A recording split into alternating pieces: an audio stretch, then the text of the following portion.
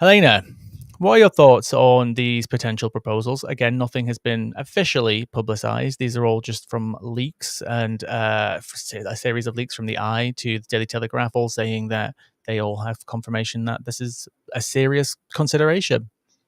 I don't know if you saw Mike Tapp, a Labour MP, against Zoe Gardner on Newsnight the other day when I they were did see that talking about clip. this issue. Yeah, they specifically said Mike Tapp's line was, "Well, I'm not cowed by ideology in this. I just want pragmatic solutions." So That I'm not bogged down and stuck in ideology. For me, it's about solutions. okay, right, I'm going to remove ideology from my response. I think you covered a lot of the inhumanity about these kind of policies that I agree with, Lewis. So I'm just going to talk about the pragmatism of this policy and why it's stupid, right? Even if you wanted to reduce pull factors, for example, the issue, of course, is that most of these migrants don't have pull factors. They have push factors, which is the fact that they are fleeing conflict, they are fleeing persecution, they are fleeing violence. They have been, again, as you point out, from regions that have been destabilized. They're coming to the UK, as has been found out when you actually watch interviews with these migrants, for one reason and one reason only. It's because they don't speak French. They speak English. This is the country they are most likely to be able to integrate in. And when you look at surveys done of migrants for the reason for choosing the UK, language is mostly at the biggest reason outside of family connection. And most of those family connections are because they came here previously because they spoke the language. So just by removing the benefits, by removing access to all these different things, that's not going to change the necessity of people to flee war zones, for fleeing conflict zones, looking for safe refuge in countries that do not have these issues, such as a lot of European countries. And of course, if you're going to come to Europe, you want to be able to speak a language that you can actually speak so you can integrate into society, because these people do want to integrate. They don't want to be outcast from society. They are very much happy to integrate once they get here. This is not going to change them, right? If migrants, right, if asylum seekers can flee Yemen into Saudi Arabia, where their ability to try and remove pull factors is shooting them, and they still come across the border, which they do, despite the fact that Saudi Arabia shoots migrants, they kill them, and yet they still want to seek asylum in Saudi Arabia. Stopping some benefits is not going to push them away from the United Kingdom. What it will do, though, is exacerbate all of the problems people actually have concerns with over migration. Right? When it comes to people who are seeking asylum, what do people have issues with? They have issues with distortions within the labour market. They have issues with, for example, the likelihood of crime or them going in underground into the black market. If you remove these people's ability to be able to live properly by slashing their welfare or access to healthcare, and they can't survive because you've given them such meagre scraps to live on, they're going to start working under the desk for Deliveroo or for Uber Eats, right? They're going to seek out black market work in the gangs or in the drug trade. You are going to push these people underground. And so you're going to exacerbate all of the criminal activities that people associate with asylum seekers, which are part and parcel of the fact that we have given them no choice.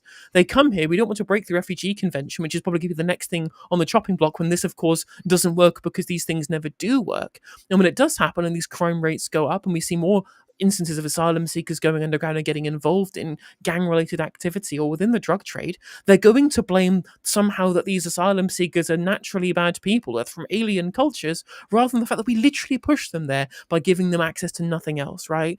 Is a silly solution, which again fundamentally fails at acknowledging the reality of this, which is people will migrate, people will move, people will seek asylum, people will be displaced, right?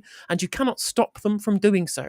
All you can do is mitigate the factors that happen when they do that, and you mitigate them by ensuring that you don't give them incentives to do bad things. And unfortunately, making them so immiserated that they have no choice but to enter into the underground is not the way of doing that. So the polling company More in Common continually do a weekly poll of where the public's issues are and the salience of those issues and what they perceive to be the most important issues facing society, right? And it's recently, in the past few months, that immigration is now second. It used to be the economy and cost of living, then the NHS, and then it was immigration. And now immigration is second and is higher than the NHS. Obviously, there are some reasons for the fact that there's been funding to the NHS, but the big reason is that the salience of immigration policy is back at the top of the headlines again, having been close to there during the time when Rishi Sunak was standing on a podium that said, "Stop the boats," in big words. And what Labour are doing, rather than saying, well, let's try and divert attention away to a thing that we know we're failing on, they can see they're failing, which is why they are looking at all these different policies that aren't going to work, because they want to up the ante to ensure that they can, quote unquote, be successful, even though I don't think they will be, because they think that they're salient. Rather than leading the public, they're letting the public decide what the salient issues are and then following them, which is not how you're supposed to do politics. And what the Tories did when they tried to make this immigration issue, the small boats issue, be the biggest issue, and then they failed in it miserably because they didn't actually reduce anything or stop any boats at all, because the Rwanda policy was a dumb gimmick that was never going to work, whilst also being monumentally abhorrent in lots of ways as well. It was that all it did was make people think immigration is an issue and the government's failing, so we're going to vote for Reform UK. And Labour are making the very same mistake. They're making the exact same mistake because, of course, as has been pointed out by people like Zoe Gardner, every policy they've tried has failed. Every single policy has failed. It hasn't worked. Very likely none of them will work. They are making a politically salient issue and then failing on it. And then all that's going to do is, again, push away progressive voters and allow Reform UK to say, well, look, the government say that they want to do things about immigration and they're failing. They can't even get their central things right because everyone knows the Border Security Command is just a bunch of fucking pablum. Everyone knows this is nonsense. It's just words they've to decide to say to make people think that they have a plan when they don't have one. Keir Starmer went on stage at fucking Interpol and said, well, our plan for dealing with the small boats crisis that we've hired dogs that can sniff dinghy rubber. And I'm like, well, at this point, just fucking hand the keys to number 10 to Nigel Farage already, because you're trying to enable a voter base who won't believe you when you say you're trying to do something and will hold you accountable when you inevitably fail. It's a totally dead strategy, even if you genuinely believe, and I think that there is plenty of truth to the idea that Labour believe that they have lost their way in terms of the natural voter base over the issue of immigration. But are you going to win these people back by failing? No, you're not.